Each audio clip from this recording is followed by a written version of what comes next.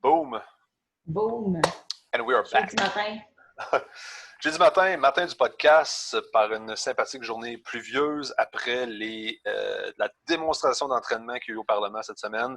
Et on ferme la fenêtre politique. Ben, outre tout ça, ouais. si on ne parle pas de politique, ouais. c'était vraiment très cool de se rejoindre avec une gang de...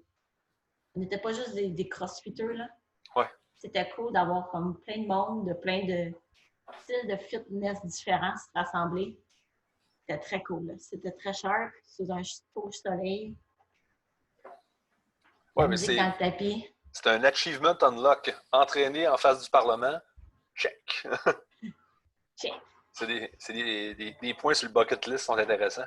Ben ouais, certain.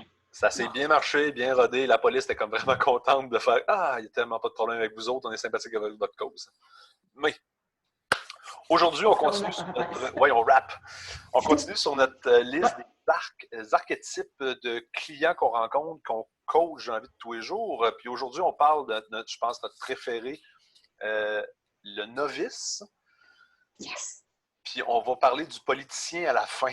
Parce que le politicien, on va tomber dans un grand concept. On va parler du sacrifice. Parce que le politicien, il a bien de la misère avec le concept du sacrifice. Mais, sans plus tarder, le novice. Le novice, lui, je pense que tu t'en parlais en début de podcast. On l'est tous un peu à certains degrés. Ouais. Mais de ce novice-là, nous autres, en tant qu'individus, on va grandir vers quelque chose d'autre. Tout à fait. Ça va être comme notre facette, pas définitive, mais notre caractéristique principale. Le novice, ben, on va en parler, on va quand même le définir vite, parce que on le voit tout, c'est le fameux noob qui rentre. Le débutant, le newbie. Le novice, ça le dit. Comment t'as dit? Le novice, ça le dit. Ouais, on l'aime beaucoup, lui, parce qu'on peut le modeler. Il n'y a pas de patron moteur à désapprendre. On peut vraiment comme le bâtir pour l'amener dans une direction vraiment efficace pour son développement. Parce qu'il n'a pas été corrompu par d'autres choses, généralement trop. C'est pas un gars qui a essayé de faire du snatch par la bande seule, qu'il faut que tu déconstruises son snatch et tu recommences, par exemple. Ou un gars qui a fait du bodybuilding tout croche pendant un certain bout de temps puis qui arrive avec des débalancements musculaires majeurs. Tu sais, ce genre d'affaires-là, super intéressant, encore plus quand il est coopératif. Tout à fait. Mais tu sais, on peut avoir dans l'image, peut-être, moi j'ai la classique femme dans la quarantaine qui est terminée de concevoir sa famille, qui est comme, OK, là, il me reste du poids de grossesse à perdre, j'ai envie de bouger. J'ai entendu parler de ça parce que c'est intense, puis je regarde les vidéos, puis les filles sont belles, sont musclées, j'aime ça. Tu décides de se garrocher sans jamais avoir essayé quoi que ce soit, là. Oui, c'est ça. C'est le genre de personne que j'ai en tête, là. Oui, puis on pourrait dire que, tu sais, autant qu'on parlait tantôt de patron moteur, mais autant que le novice, il débarque avec un tableau blanc vide, un ardoise vide, parce qu'il est ouvert à apprendre, il reconnaît qu'il faut qu'il apprenne, il est comme, OK, donne-moi de l'info, tu sais. Donne-moi de l'info, donne-moi du jus, donne-moi d'énergie. T'es comme tout le temps comme en craving d'apprendre quelque chose de nouveau. Oui, la contrepartie de ça aussi, c'est souvent, c'est l'impatience. Oui, c'est le genre de personnalité qu'il faut ralentir parce qu'il veut, il voit travailler sur les anneaux, mais il te pose déjà des questions sur les muscle-up alors que ça fait 2 semaines qu'il a commencé. Oui, c'est ça. Lui, c'est lui qu'il faut ralentir un petit peu. C'est comme, ouf, OK, une bouchée à quoi, mon homme? Oui. On le voit souvent, lui, dans nos gyms. Moi, je les appelle mes shooting stars, là. Mm-hmm. C'est le novice qui va trop vite, presque à l'expert, au technicien, au spécialiste. Là. Mm-hmm. Il est tellement... il baigne tellement dans la piscine de l'entraînement qu'il consomme la nouvelle, il consomme tout, il veut aller vite, il est impliqué. Tu te dis, le coach junior, généralement, qui regarde ça, il dit hey, lui, il va aller loin, il trippe tellement. Tu fais non, c'est une étoile filante. Il va juste exploser en entrant dans l'atmosphère. Parce que un novice qui est le fun, vu que tu peux le modeler, tu peux l'amener dans cette direction-là, il voit du progrès rapidement. Puis dans sa tête, il fait comme tabarouette, j'ai l'impression que je suis parti, man, ça l'arrêtera jamais. C'est le genre de personne qui est le fun d'expliquer le pourquoi du comment. Ou, quand tu as un moment que tu peux avoir peut-être un 5 minutes one-on-one avec lui après un cours ou avant un cours parce qu'il est arrivé trop tôt, peu importe. Là.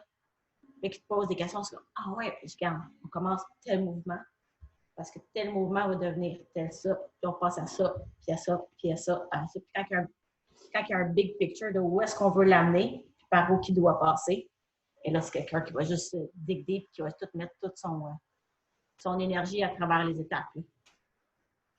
Oui, c'est ça. Cet archétype-là, il est vraiment gratifiant.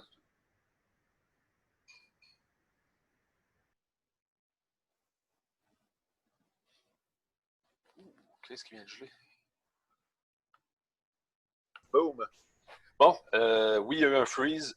Oui, dans le meilleur moment, on était parti sur un flow d'idées, puis il y a eu une coupure de courant, coupé au quart de tour.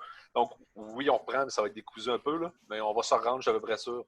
Donc, on parlait novice, ardoise vide, parce qu'on peut tout lui apprendre, il n'a pas été perverti par rien. Mais le novice, parce que le point à ressortir là-dedans, le novice, on est tous un peu novice à quelque part, mais comment, c'est quoi les trucs qu'on devrait travailler quand vient le temps d'apprendre une nouvelle habitude, un nouveau patron moteur, un nouvel exercice, whatever, tu sais. Tu sais, dans le fond, quand on regarde quand on lit Conscious Coaching, parce qu'on peut le regarder, c'est un livre, on le lit. Donc, il parle aussi beaucoup de comment on peut connecter avec le novice, dans le fond, les moyens de communication que le coach doit utiliser. Puis on fait beaucoup référence à quand nous, on était novices.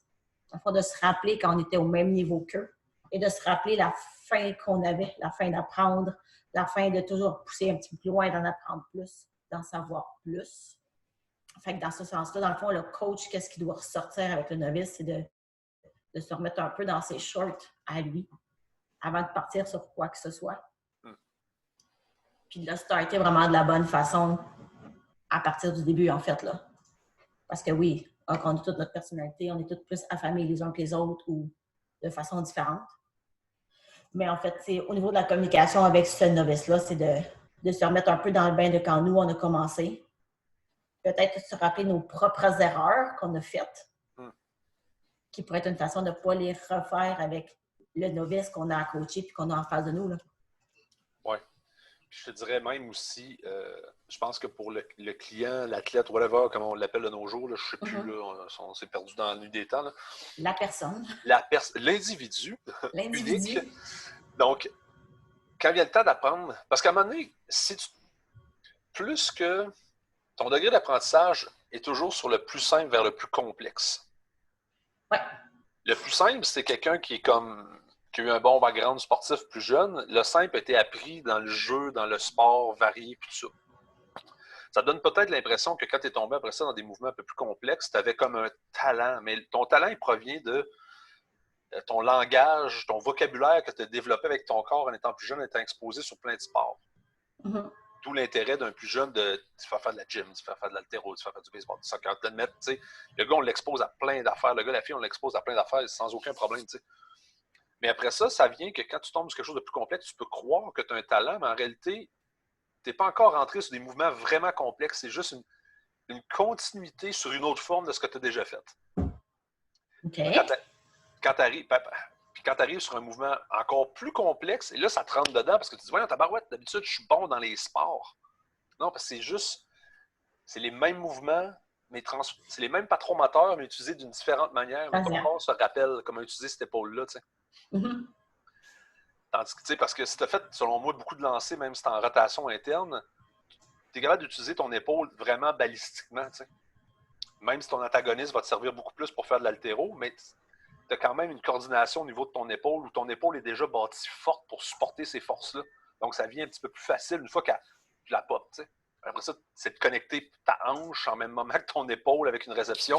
Un mouvement très complexe. Je crois, puis la suggestion pour bien des gens, c'est de dire, attends un peu, comment j'ai appris des mouvements simples ou quels sont mes mouvements simples qui sont appliqués dans ce mouvement-là que je connais déjà? Tu sais, quand on parle des 5 patrons moteurs universels, le squat, le pivot, la poussée, poussée verticale, poussée horizontale sur les différents plans, tirage sur les différents plans, puis le saut. Si ces patrons-là moteurs sont bien appris, sont bien maîtrisés correctement avec les bonnes chaînes de muscles, c'est plus facilement transférable sur un mouvement complexe. Exact. Donc, le mouvement complexe, souvent, on se doit de le décortiquer, puis le vétéran qui redevient novice dans son nouveau mouvement, il faut que cette personne-là, elle accepte qu'elle ne sera pas bonne. Oui. Oui. Parce qu'elle a toujours été douée dans les mouvements. Donc, elle redevient novice là-dedans à 100%. Mais il faut qu'elle mette un petit peu son ego de côté, puis elle dise « OK. » Puis nous autres, c'est là le travail du coach. Qu'est-ce qu'on sait que tu maîtrises? Comment on peut faire des liens là-dedans, comme avec le technicien, dire « Toi, tu maîtrises bien ça, mais ça, si on te fait faire ça, ça va t'aider dans ça. » Ah, OK, ouais. Exact. Là, le novice, Ouais. c'est de dire « On se calme, on va maîtriser ça en premier, puis ça va ouvrir. » Tu sais, ça, c'est la base. On est toujours aussi fort que la largeur de la base. C'est quoi donc la phrase, là? Tu es aussi fort que ton maillon le plus faible. Ouais, c'est ça. C'est basé sur ta pyramide. Plus que ta base est large et forte, c'est ta fondation. Plus que ça monte. Blablabla. Mais c'est la difficulté, je pense, qui est là, rendu à un certain niveau, c'est de dire attends un peu, il faut que je remette mon chapeau de novice pour dire là, il faut que je me sorte de ce mouvement complexe-là qui est cool, puis je m'assure que est-ce que ma base est vraiment si solide comme tu parlais, est-ce que ma base est aussi large et solide que je pensais? Exact.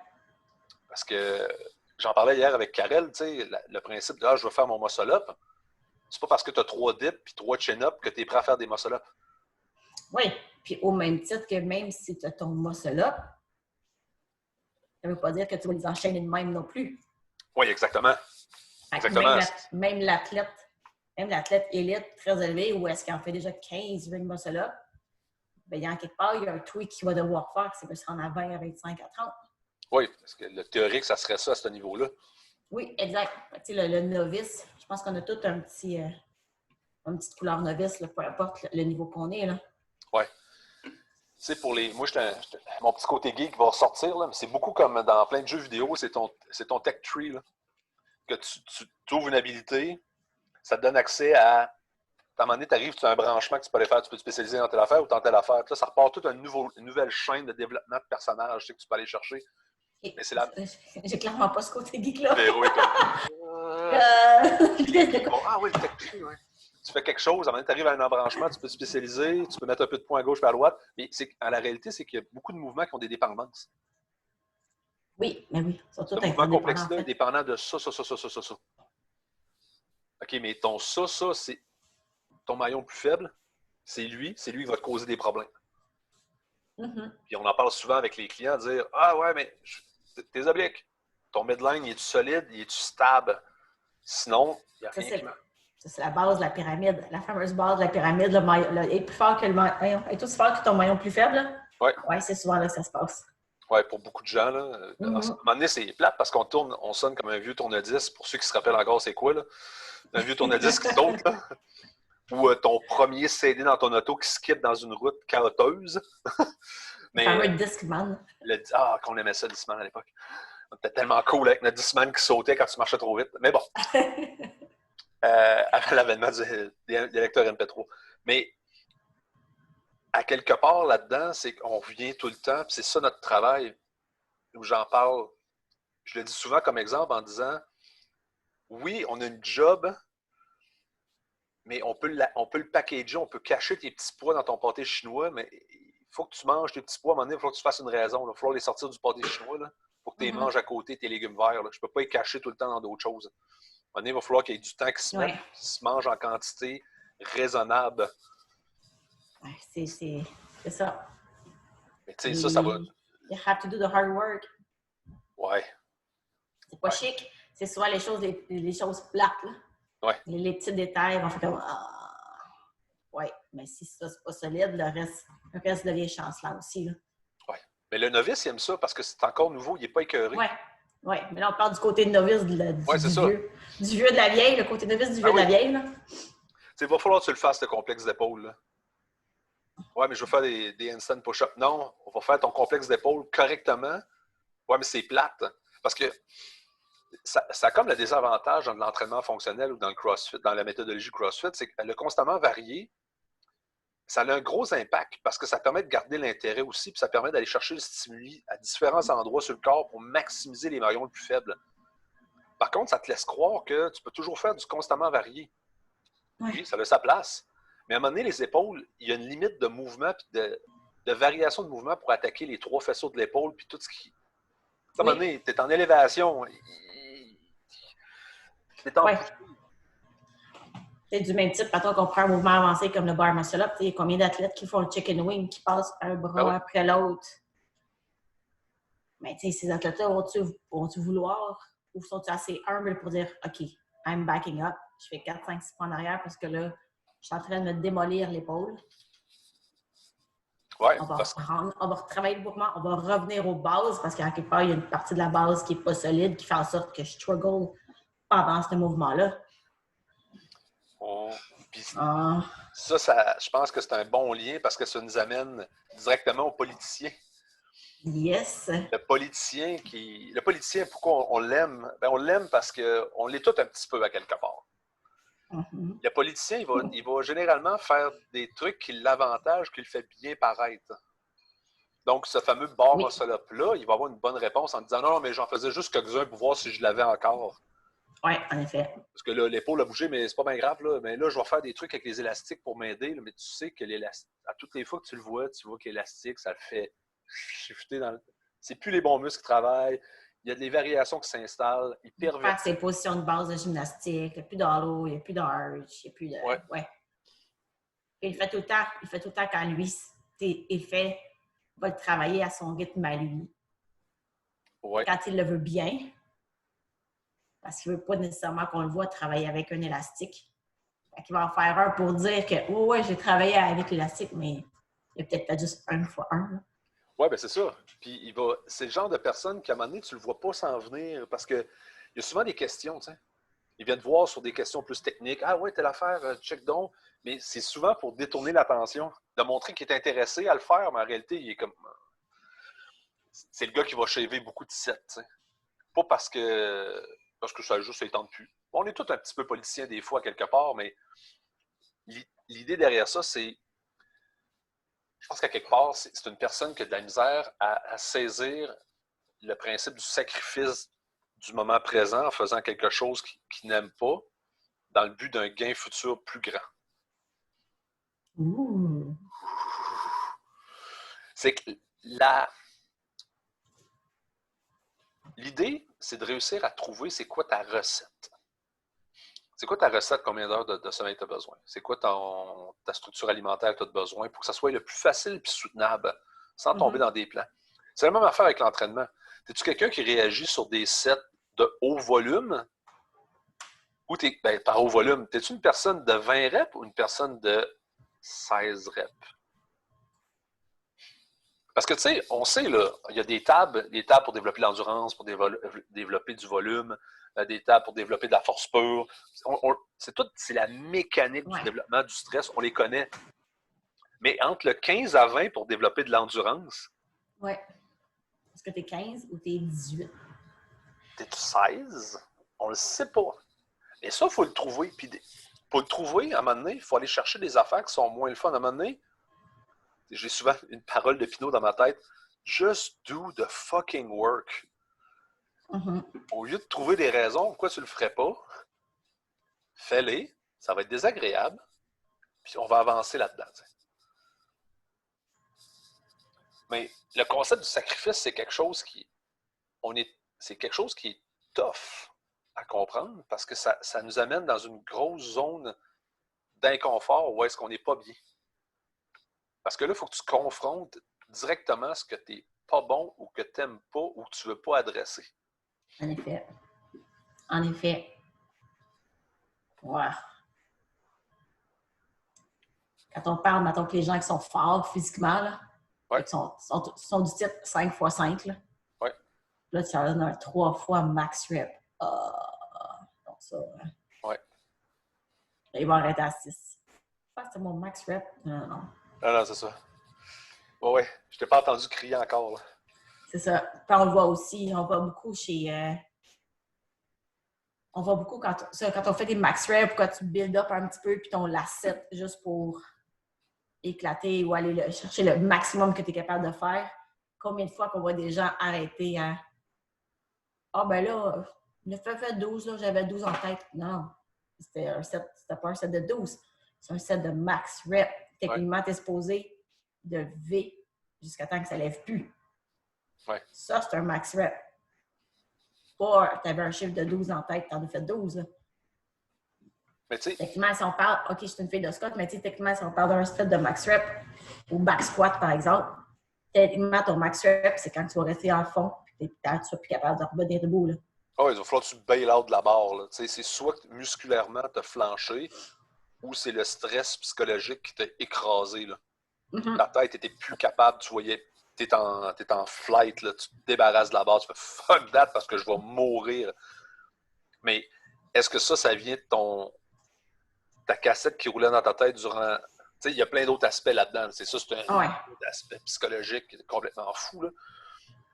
Mais c'est ça, tu as une partie pour.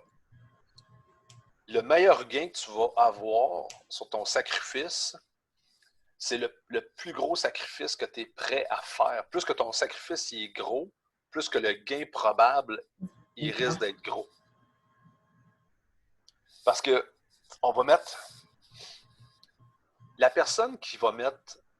On va donner. C'est un extrême, on s'entend là. La personne qui va dire moi, ma priorité, mot-clé, c'est d'atteindre tel objectif parce que ça va me supporter psychologiquement sur telle affaire. Là. On s'entend, le why il est bien défini. C'est pas juste un objectif de stat pur parce que ça a une difficulté soutenable sur le temps. Il faut que ça supporte un truc qui va supporter plus ton ego en arrière, ton sense of self.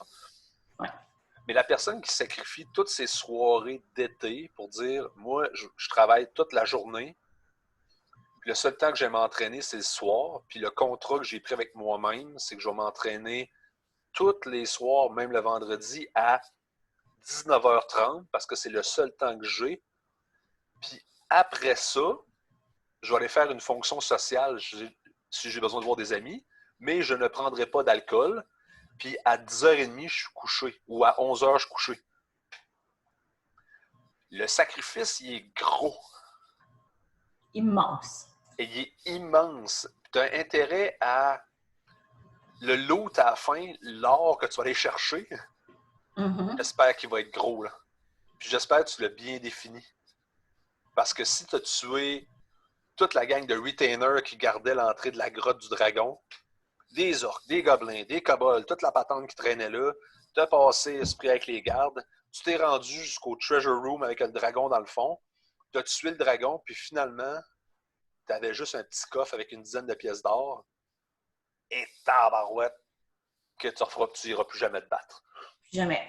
Plus jamais. Donc, la définition de ce qui est allé à chercher du sacrifice est comme vraiment importante. Parce que plus que le sacrifice il est grand, il faut que le gain soit grand.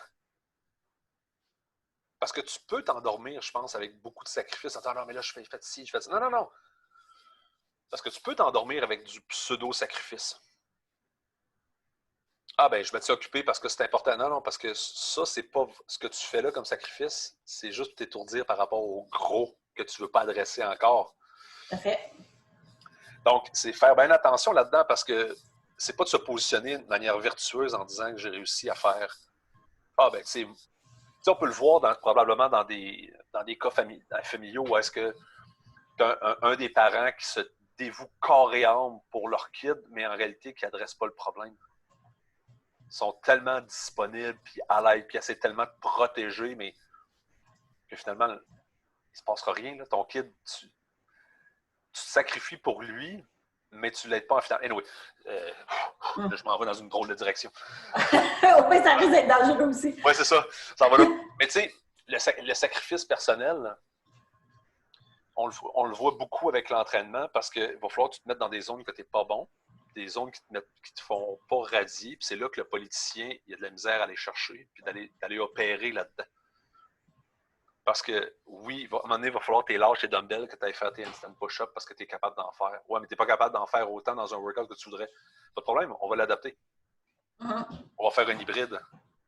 Je pense que le politicien a de la misère à adapter le workout ou à, si on prend notre jargon, scaler. Ou c'est celui qui scale trop, juste pour, il est capable d'en faire, mais mon épaule aujourd'hui, je pense que je vais juste... Oui, en effet, c'est un bel exemple. C'est le scale qui manque juste le petit oomph.